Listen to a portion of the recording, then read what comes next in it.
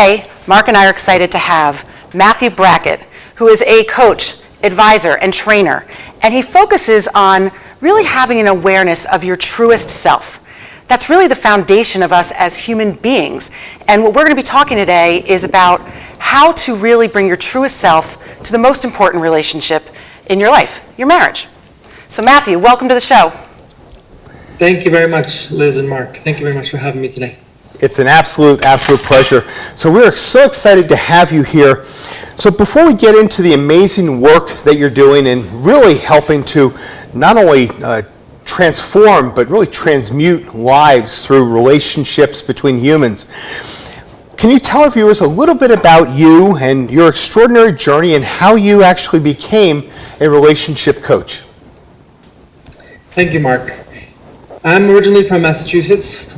I'm the 10th of 13 children to Charles and Gloria Brackett. So that's a story in itself, living in such a big household. So that's where small town New England, Massachusetts. Then I went to join the seminary at 18. We grew up in a very religious environment, Catholic environment, and so my parents made sure that we had options, whether it was some other careers or going to college, or going off to join the monastery or the convent or the seminary.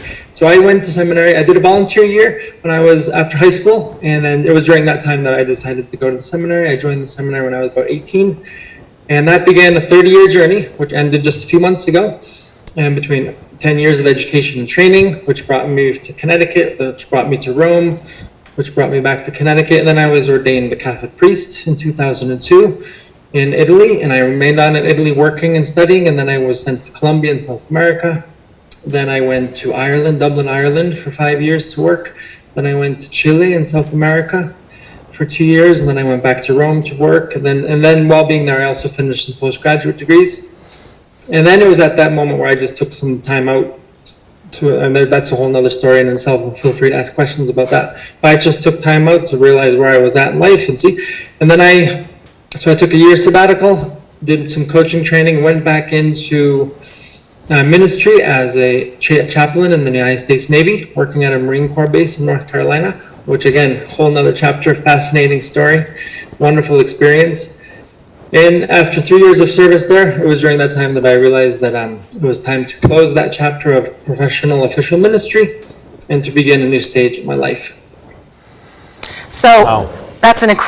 You have an incredible journey, and there are going to be some things that we're going to ask you about with that journey, because a lot of what you've been through, a lot of your experiences, at least from what we understand, have led you to exactly where you are today. So I believe it was when you were working with the military that you started to really work with the soldiers on sort of their self-awareness and their identity. Is that sort of where the beginning was for you when you thought about ultimately becoming a coach and then getting into working with married couples? Well, it's an interior journey that began probably years before that. I would say 10 years ago, but I didn't know what was going on. There was rumblings inside of me, and it was about 5 years ago that I began to face things, and I began my own personal journey, and I think my own personal journey has helped me to serve people better, because I had to hit rock bottom. I had to go into personal crisis. I had to question things, and I had to go on a journey of coming home to myself, and that was very painful because it requires a lot of courage and honesty, and then it requires facing the truth about oneself. But that pain has led to wonderful things, to wonderful fruits.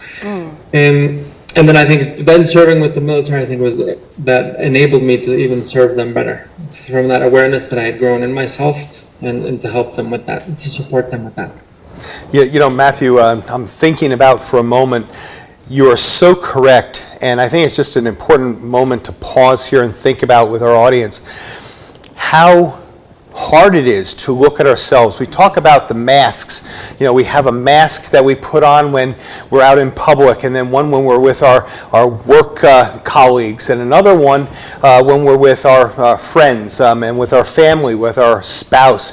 Each one allowing the people outside to see more and more of us. The mask that is most difficult to displace because of fear is the one that is the last one that shows us who we truly are in our mirror. And that is so hard. And when you go through that journey and you get to the point you can face that fear, you can take it off, and you can really look at yourself, kudos. That is an absolutely extraordinary thing to accomplish. And so few of us are able to do it, in spite of the fact that so many of us need to.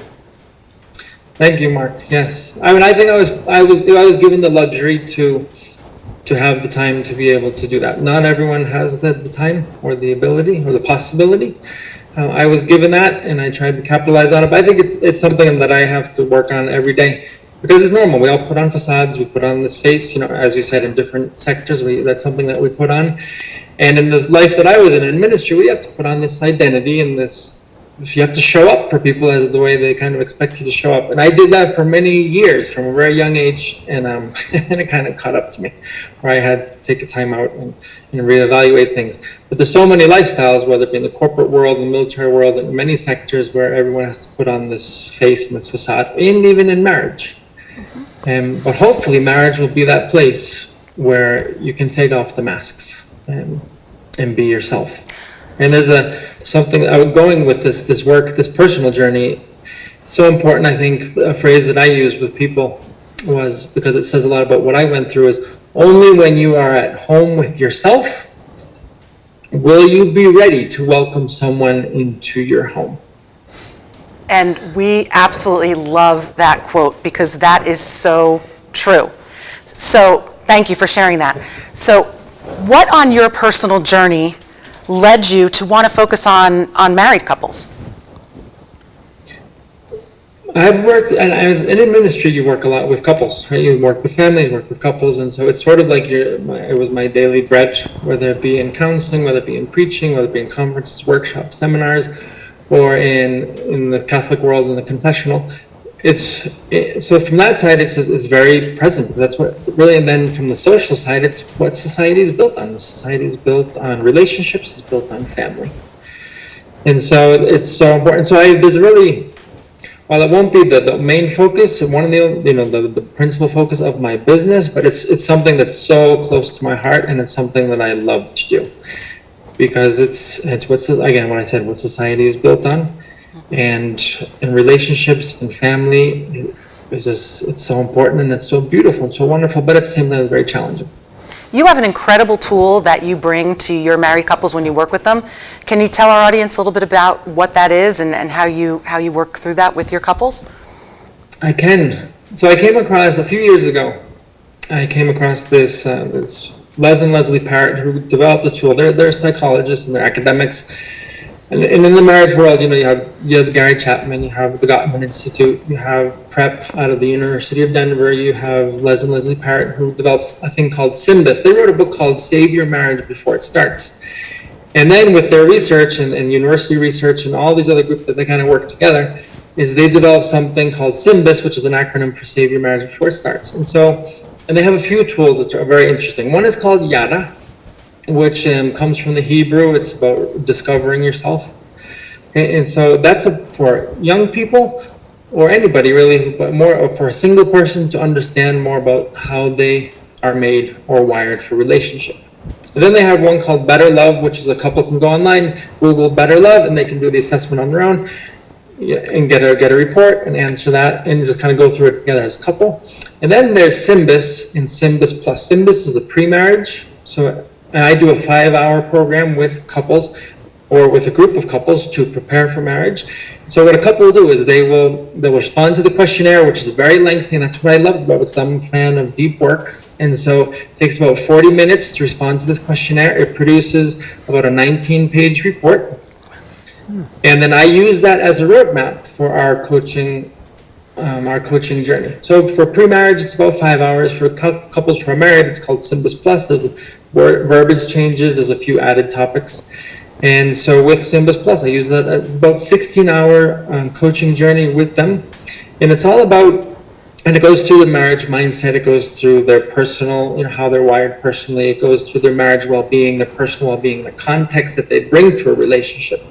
It goes through personality, love, sex, communication, attitude, conflict, spirituality, harmony, their time styles. So as you can see, it's very complete. And what this does is it it brings them on a journey of self-knowledge and of knowledge of their spouse or of their partner, and where they can, and my encouragement in this journey is to begin to be able to look at the other, to see the other, because oftentimes relationships can end up being a little bit more competing or conflict, right?